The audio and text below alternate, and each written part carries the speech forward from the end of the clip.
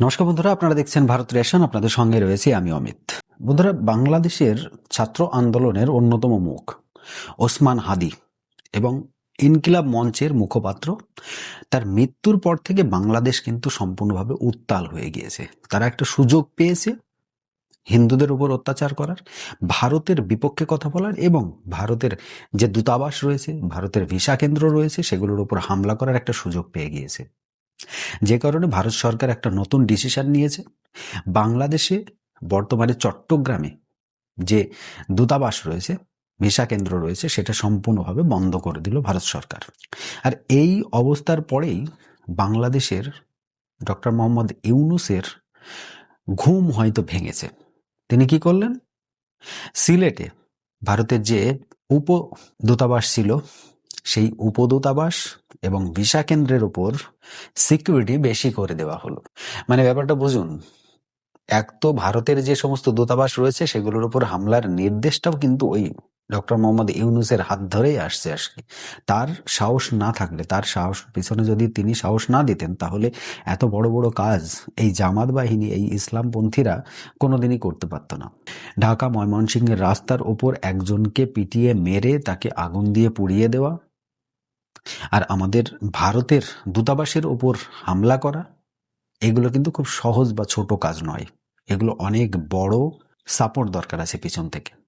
আর doctor Mohammad ইউনূসের support না থাকলে বর্তমান বাংলাদেশে কোনো কিছু করা সম্ভব নয়। আর এই ইউনূস সরকার চেয়েছেও ঠিক এটাই, যে বাংলাদেশের মধ্যে উত্তাল হয়ে থাকবে পরিবেশ। তাহলে কি হবে? এই পরিবেশকে সামলানোর নামে, এই সমাজকে সংস্করণ করার নামে তিনি আরো কয়েকটা বছর বাংলাদেশকে রাজত্ব করে যেতে পারবেন। তিনি যেটা চেয়েছেন সেটা সম্পূর্ণ করতে পারবেন। তিনি চেয়েছেন বাংলাদেশকে আবারও সেই পাকিস্তান হিসাবে তৈরি করা, পূর্ব পাকিস্তান। এখন তো পূর্ব পাকিস্তান বলা যাবে না, পূর্ব পাকিস্তানের আন্ডারে থাকা বাংলাদেশ। এখন বাংলাদেশকে চালাবেই পাকিস্তান, শুধুমাত্র নামটাই থাকবে বাংলাদেশ। দেখছেন এখন পরিবেশটা কেমন হয়ে দাঁড়িয়েছে। সমগ্র বাংলাদেশকে হ্যান্ডেল করছে এই পাকিস্তান, ওদের মতেই মতাদর্শী এই বাংলাদেশের বর্তমান সরকার। তাই এখন ভারত সরকার কিন্তু আর কোনো রকম ছাড় দিয়ে কথা বলছে না। এখন সিম্পলি ভারত সরকারের একটাই কথা, সেটা হচ্ছে আগে তোমাদের দেশের মধ্যে শান্তি সমঝোতা ঠিক করো, তারপর আমরা অন্য কোনো কথা বলবো। ওই যে বারবার বলছিল যে আমাদের দেশের ইলেকশন কবে হবে সেটা তৃতীয় পক্ষকে চিন্তা করার দরকার নেই, এটা কিন্তু আলটিমেটলি ঘুরে ফিরে সেই ভারতকেই বলছিল। কারণ ভারত বারবার বলেছে যে দেশের মধ্যে যতদিন না ইলেকশন হচ্ছে ততদিন বাংলাদেশের সঙ্গে আমরা কোনো কথা বলবো না। মানে ভারত সরকার বলেছিল যে নির্বাচিত সরকার যতদিন না আসবে আমরা ততদিন এই অন্তর্বর্তী সরকারের সঙ্গে কোনো কথা বলতেই চাই না। এক্স্যাক্টলি আমরা সেটা বজায় রেখেছি। আমরা আজ পর্যন্ত ওদের সঙ্গে কোনো কথা বলতে চাইনি। রিসেন্টলি বাংলাদেশের যে সেনাপ্রধান, তিনি ফোন করেছিলেন কাকে? আমাদের ভারতের সেনাপ্রধানকে। কেন? তিনি এখন বুঝতে পেরেছেন যে ইউনূস মোহাম্মদ যা করছে বর্তমান বাংলাদেশে, সেটা কিন্তু নিতান্তই ইললিগাল। আর এই ধরনের কাজ করার পরে তার জায়গা বা তার গদি যে আর বেশি দিন নেই, সেটা তিনি ভালোভাবে বুঝতে পেরেছেন। যে কারণে এখন তিনি ভারতের পাল্লাই চলে আসছেন। মানে একটা সাইড ছেড়ে দিয়ে অন্য একটা সাইডে আসছেন। তিনি খুব ভালোভাবে বুঝতে পেরেছেন আর বেশি দিন সময় ইউনূসের হাতে নেই। যে কারণে নতুন করে আমাকে একটা দল ধরতে হবে, সেটা হচ্ছে ভারত। আর ভারতকে ধরতে পারলে তবেই কিন্তু আগামী দিনে বহুত কিছু হবে। দেখুন, বাংলাদেশের পরিস্থিতি এত গুরুতর খারাপ অবস্থায় দাঁড়িয়েছে, কারণটা কি? এর আগে বলেছিলাম যে পেঁয়াজ অর্ডার করলো ভারতের কাছ থেকে, এরপরে আরও অনেক আছে। সারা দিনে ডিম থেকে শুরু করে চাল, ডাল, তেল, লবণ সমস্ত কিছু আমাদের ভারতের থেকে যায়। ভারতের থেকেই তারা সব কিছু খায়। তাদের দেশে যেটুকু উৎপাদন হয় তারপরে বাকিটা কিন্তু সেটা ভারত থেকেই নেয়। এবার একটা বিষয় একটা ভেবে দেখবেন যে যে জিনিসটা ওরা আমাদের কাছ থেকে পাচ্ছে না, সেটা কিন্তু ওখানে ঊর্ধ্বগামী হচ্ছে রেট। রিসেন্টলি পেঁয়াজের অবস্থা কি দাঁড়িয়েছিল, কোথায় হয়েছিল, সেটা আপনারা খুব ভালোভাবে জানেন। যে কারণে 1500 মেট্রিক টন আবার ভারত থেকে বাংলাদেশে পেঁয়াজ গিয়েছে, পেঁয়াজ এবং রসুন। তো এই রকম পরিস্থিতিতে বাংলাদেশকে সবসময়ের জন্য ভারতের কাছে হাত পাততেই হচ্ছে। শুধুমাত্র এই ইউনূস চাচা নিজেকে একটু এক্সট্রা অর্ডিনারি দেখানোর জন্য কি করছে? ডিপ্লোম্যাটিক্যালি কিছু কথা বলছে, যে কথাগুলো বাংলাদেশের সাধারণ মানুষকে ঘাবড়িয়ে দেওয়া বা খেপিয়ে তোলার জন্য যথেষ্ট। আর ওই যে ভারতের দূতাবাসের উপর হামলা, এটা কিন্তু আমাদের ভারত সরকার খুব ভালোভাবে নেয়নি। ভারত সরকার কিন্তু দিল্লিতে অবস্থিত বাংলাদেশের যে অ্যাম্বাসেডর রয়েছে, বাংলাদেশের যে রাষ্ট্রদূত রয়েছে, তাকে তলব করেছিল। তলব করে এমনভাবে ঝাড় দিয়েছে, তারপর থেকে কিন্তু সিকিউরিটি দ্বিগুণ তিনগুণ করতে হয়েছে আমাদের দূতাবাসে।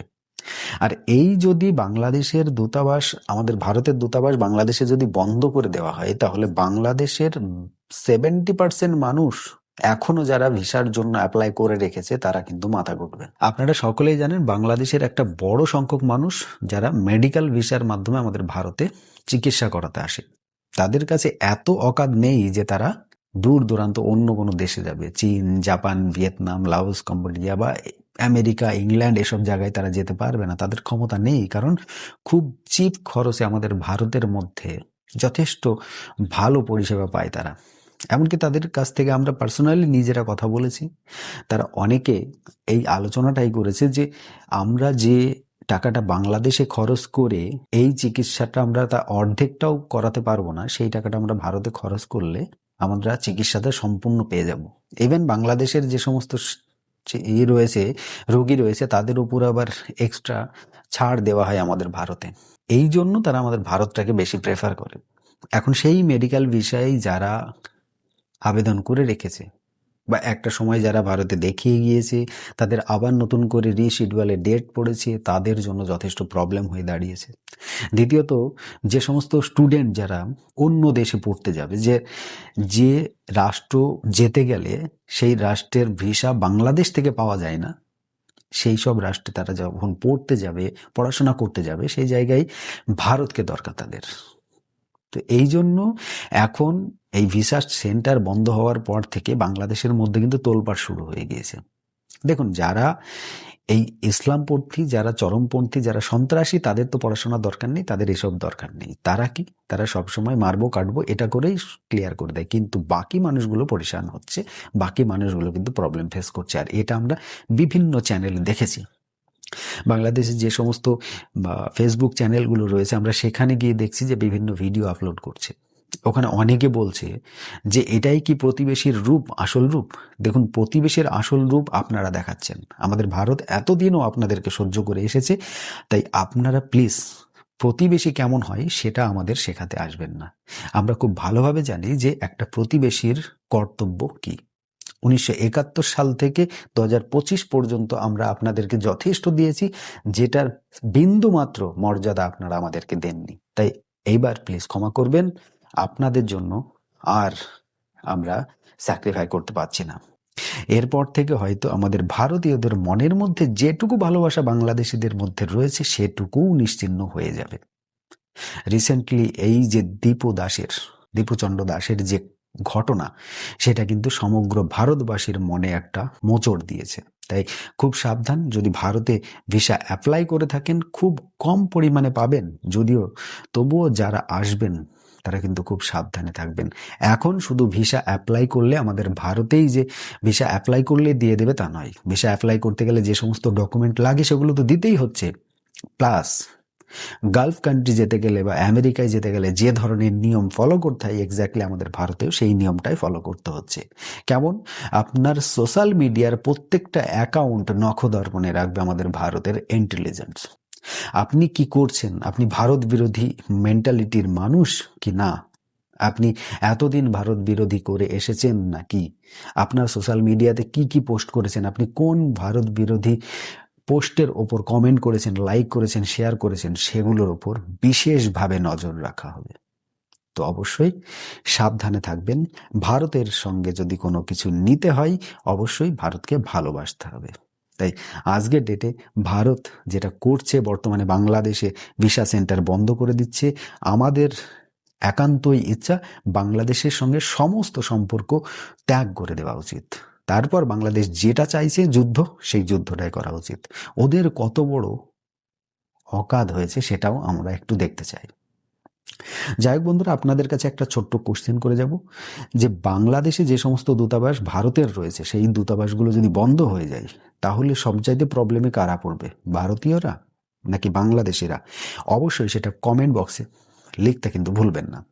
আর প্রত্যেক বাংলাদেশিদের উদ্দেশ্যে জানাচ্ছি, এই ভিডিওটা আপনারা কিন্তু দেখুন আর রিপ্লাই আমাকে দেবেন। আমার এই কোশ্চেনের রিপ্লাইটা কিন্তু আপনারা দেবেন।